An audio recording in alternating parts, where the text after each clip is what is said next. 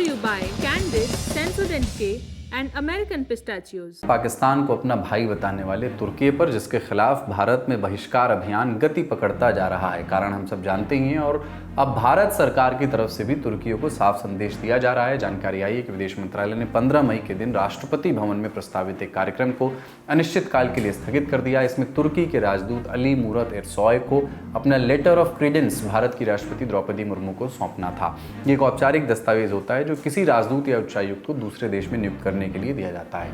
Indian express में छपी जय मजूमदार की रिपोर्ट के मुताबिक विदेश मंत्रालय ने इसका कारण शेड्यूलिंग की समस्या बताया है, लेकिन कोई और जानकारी नहीं दी है। तुर्की के अलावा थाईलैंड के राजदूत और बांग्लादेश के उच्चायुक्त नियुक्त को भी अपना लेटर ऑफ क्रेडेंस राष्ट्रपति को सौंपना था। तुर्की के राजदूत अली मूरत एरसॉय को मार्च 2025 में नियुक्त किया गया था। इससे पहले भारत के bureau of civil aviation security यानी BCAS ने तुर्की की कंपनी सेलेबी एविएशन होल्डिंग की Indian branch Celebi airport services India की सुरक्षा मंजूरी को राष्ट्रीय सुरक्षा के आधार पर तत्काल प्रभाव से रद्द कर दिया। BCAS ने बताया कि रद्दीकरण सेलेबी की अन्य सहयोगी कंपनियों पर भी लागू होगा। इस डेवलपमेंट पर civil aviation minister Ram Mohan Naidu की प्रतिक्रिया भी आई। उन्होंने कहा कि देश और लोगों की सुरक्षा सबसे ऊपर है। ये भी कि सभी प्रभावित हवाई अड्डों पर यात्री और कार्गो सेवाएं बिना रुकावट जारी रहेंगी। इधर सेलेबी एयरपोर्ट सर्विसेज इंडिया की भी प्रतिक्रिया आई। कंपनी ने दलील दी कि वो एक भारतीय कंपनी है जिसे भारतीय कर्मचारी चलाते हैं। दरअसल सोशल मीडिया पर बीते दिनों दावे चल रहे थे कि तुर्की के राष्ट्रपति एर्दोआन की बेटी सुमे एर्दोआन की सेलेबी में हिस्सेदारी है। कंपनी ने इन दावों को सिरे से नकारा है। हालांकि सेलेबी की वेबसाइट के अनुसार ये भारत में हर साल 58,000 उड़ानों और 5.4 लाख टन कार्गो को संभालती है। दावा है कि कंपनी 10,000 से ज़्यादा भारतीयों को नौकरी भी देती है और भारत में $22 करोड़ से ज़्यादा का बुनियादी ढांचा निवेश भी कर चुकी है। कंपनी का दावा है कि वो पूरी तरह भारतीय उड्डयन और सुरक्षा नियमों का पालन करती है और नियमित रूप से उसके ऑडिट भी होते हैं। लेकिन अब कंपनी की भारत में सेवाएं बंद होने से उन एयरलाइंस को दिक्कत हो सकती है जो इसकी सेवाएं ले रही थी। दिल्ली इंटरनेशनल एयरपोर्ट ने इंदिरा गांधी अंतर्राष्ट्रीय हवाई अड्डे पर सेलेबी की ग्राउंड हैंडलिंग और कार्गो सेवाओं को खत्म कर दिया। रिपोर्ट के मुताबिक एयरपोर्ट ने कहा कि वो अन्य ग्राउंड हैंडलिंग और कार्गो कंपनियों के साथ मिलकर सेवाओं को जारी रखेगा। भारत के इन कदमों से क्या असर पड़ेगा, समझते हैं एक्सपर्ट से। देखिए, ये सब्सिडियरी कंपनी है टर्किश ट्रांसपोर्ट कंपनी की, जो दुनिया में कई एयरपोर्ट्स में वो ट्रांसपोर्ट मुहैया कराते हैं, सपोर्ट कराते हैं। उनके बसेस जो हैं, जब आप एयरक्राफ्ट से उतरेंगे तो एयरक्राफ्ट से गेट तक लगा के वहां पहुंचाते हैं। तो इनकी फ्लीट ऑफ बसेस हैं जो कि सिक्योरिटी क्लियरेंस दिया गया था इनको। तो ये उनका वर्ल्ड वाइड ऑपरेशंस हैं, जैसा दुबई पोर्ट का ऑपरेशंस हैं, और जैसा कोचीन में और दूसरे 5-6 पोर्ट्स के यहाँ हो रहा है। तो चूंकि हम मान के चलते हैं कि दुबई UAE हमारा दोस्त है, स्ट्रेटेजिक पार्टनर है, तो उसी तरह कैसे टर्की को भी बहुत पुराना है, 10-15 साल से चल रहा है ये। तो अभी तक तो कोई सिक्योरिटी ब्रीच नहीं हुआ, उल्लंघन नहीं हुआ, तो अच्छे से काम कर रहे थे। लेकिन ये पॉलिटिकल तनाव की वजह से उसको अब कठिनाइयां शुरू हो रही हैं, पेश आ रही हैं। तो मेरे ख्याल से टर्की को कोई बड़ा लॉस नहीं होगा। वही फ्लीट और इन्वेस्टमेंट जो है दूसरी जगह वो इन्वेस्ट करेंगे, और उनके रिलेशंस की और अफ्रीका में काफी मजबूत हो रहे हैं, तो वहाँ जाके वो काम करेंगे। लेकिन जो टर्किश एम्बेसडर थे 1 महीना पहले वो वापस चले गए अंकारा, और नए एम्बेसडर मैं टर्की में जब था फरवरी में उनसे मिला हूँ। वो करियर डिप्लोमेट हैं, वो क्रेडेंशियल्स देने के लिए तैयार हैं, लेकिन इस तनाव की वजह से पोस्टपोन किया गया है।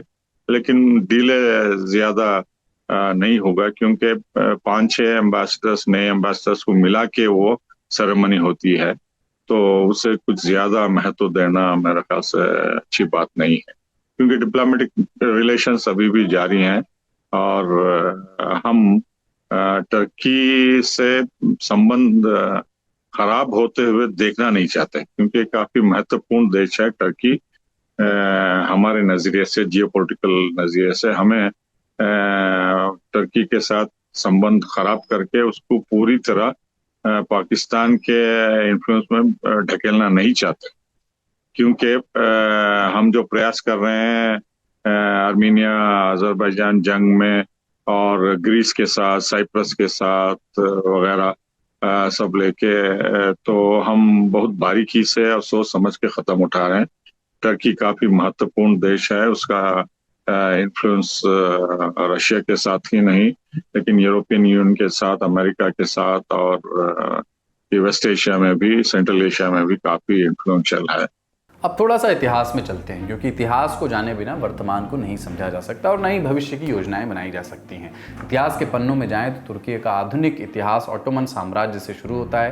13वीं सदी में उस्मान प्रथम ने इसे स्थापित किया था। लंबे समय तक इसका बोलबाला रहा, लेकिन 19वीं सदी तक आते आते ऑटोमन साम्राज्य कमजोर पड़ने लगा। प्रथम विश्व युद्ध में ऑटोमन साम्राज्य की हार हुई और 1923 में तुर्की गणराज्य की स्थापना के साथ इस युग का अंत हो गया। मुस्तफा कमाल अतातुर्क ने सत्ता संभाली और तुर्की एक धर्मनिरपेक्ष आधुनिक राष्ट्र के रास्ते पर चल पड़ा। उन्होंने खलीफा प्रथा को खत्म कर दिया, लेकिन इसी बीच इस्लामिस्ट भी सर उठाने लगे। 1915 से लेकर के 1980 तक वहां आर्मेनियाई, ईसाइयों और कुर्द अल्पसंख्यकों का दमन हुआ, नरसंहारों को अंजाम दिया गया। इस बीच 1950 के दशक में तुर्की के मल्टी पार्टी डेमोक्रेटिक सिस्टम में इस्लामिस्ट पार्टियों ने हिस्सा लेना शुरू किया। इसी दौरान अमेरिका और सोवियत संघ के बीच शीत युद्ध शुरू हुआ तो तुर्की नेटो का हिस्सा बनकर अमेरिका के पाले में आ गया। सबने मिलकर धार्मिक सत्ता को बढ़ावा दिया ताकि कम्युनिज्म को खत्म किया जा सके। 70 के दशक में रेसेप तैयप एर्दोगान इस कैंपेन के प्रमुख चेहरा बने।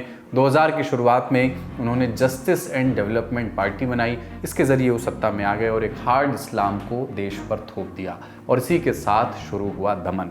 मसलन जो भी एर्दोगान की नीतियों का विरोध करता उसे जेल में डाल दिया जाता। एर्दोगान की नीतियों की आलोचना करने वाले मीडिया संस्थानों का दमन किया गया। सैकड़ों पत्रकारों को जेल में डाला गया। अल्पसंख्यकों के खिलाफ बेइंतहा हिंसा की गई, खासकर कुर्द समुदाय के लोगों के खिलाफ। फ्रीडम हाउस की रिपोर्ट के मुताबिक 1 लाख से ज़्यादा लोग गिरफ्तार किए गए और हज़ारों लोग मारे गए। एक तरफ एर्दोगान इन नीतियों पर चल रहे थे, दूसरी तरफ नेटो और लिबरल आर्थिक नीतियों के जरिए पश्चिमी दुनिया से भी दोस्ती उन्होंने साधे रखी। अरब देशों को चैलेंज करने के लिए मलेशिया और पाकिस्तान जैसे देशों को धार्मिक लाइन पर वैचारिक समर्थन दिया। भारत के खिलाफ तुर्की का रुख इसी वैचारिक समर्थन का ही विस्तार है। विस्तार से समझते हैं। पाकिस्तान और तुर्की के बीच में जो गहरे संबंध उभर के आ रहे हैं इस भारत पाकिस्तान की जंग में हाल ही में, तो इसमें मेरे ख्याल से 2 मुख्य कारण हैं। एक तो पाकिस्तान न्यूक्लियर पावर है और वो इस्लामिक लीडरशिप का दावा करता आ रहा है, सऊदी अरब के अलावा, ईरान के अलावा। तो टर्की जो है बहुत प्रयास किया इस लीडरशिप को अपने हाथों में लेने के लिए, OIC के जरिए और इख्वानुल मुस्लिमून जरिए चैलेंज करने के लिए और ईरान के जरिए। तो उसमें कुछ खास प्रगति नहीं हुई। जो कश्मीर का मामला, गाजा का मामला, शाम का वगैरह सब लेके, तो अब टर्की पाकिस्तान के सपोर्ट से बायलैटरल कोऑपरेशन से आगे बढ़ना चाहता है। तो हमको इस नजरिए से भी देखना होगा कि न्यूक्लियर कोऑपरेशन में भी एर्दोगान जो भारत के साथ करना चाहते थे, हमने साफ मना कर दिया उनको। तो न्यूक्लियर कोऑपरेशन के तहत और इस्लामिक लीडरशिप के कोऑपरेशन के तहत और जो उनके पुराने सेंटो के ताल्लुकात थे, सेंट्रल ट्रीटी ऑर्गेनाइजेशन, उसको टर्किश मिलिट्री और पाकिस्तान मिलिट्री के रिलेशन बरकरार रहे। चाहे भारत के साथ पिछले कुछ दिनों से अच्छे ताल्लुकात रहे हैं, लेकिन अब ठीक नहीं है कश्मीर के मामले को लेके। लेकिन जो कॉमन लिंक है अमेरिका और टर्किश नाटो के बीच में और टर्की के मिलिट्री और पाकिस्तान की मिलिट्री में, ये बागडोर जो है काफी मजबूत है और मिलिट्री ऑफिसर्स का आना जाना, ट्रेनिंग वगैरह सब मिलिट्री इंटेलिजेंस के साथ काफी गहरा उनका ताल्लुकात है। तो अब एर्दोगान पॉलिटिकली भी पाकिस्तान से फायदा उठाना चाहते हैं अपार्ट फ्रॉम न्यूक्लियर इशू को लेके। आपने एक्सपर्ट को सुना और भारत की डिप्लोमेटिक कार्रवाइयों की टोहली, डिप्लोमेटिक एक्शन पाकिस्तान के खिलाफ भी जारी है। IMF से पाकिस्तान को हाल ही में 19,000 करोड़ रुपए से ज़्यादा का कर्ज मिला। रक्षा मंत्री राजनाथ सिंह ने इस पर पुनर्विचार करने की मांग की है। उन्होंने साफ तौर पर कहा कि इस कर्ज का बड़ा हिस्सा आतंकी ढांचे को मजबूत करने में इस्तेमाल हो सकता है। इंटरनेशनल मॉनेटरी फंड से आने वाले $1 बिलियन के बड़े हिस्से को टेरर इंफ्रास्ट्रक्चर को फंड करने में इस्तेमाल होगा, ऐसा मेरा मानना है।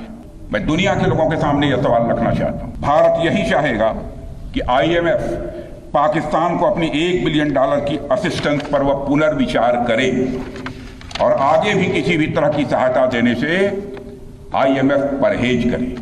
IMF ने बीते दिनों पाकिस्तान को एक्सटेंडेड फंड फैसिलिटी EFF के तहत $1 अरब और resilience and sustainability facility RSF के तहत $1.3 अरब का कर्ज मंजूर किया है। भारत ने IMF की कार्यकारी बोर्ड बैठक में इस कर्ज का विरोध किया और वोटिंग में हिस्सा नहीं लिया।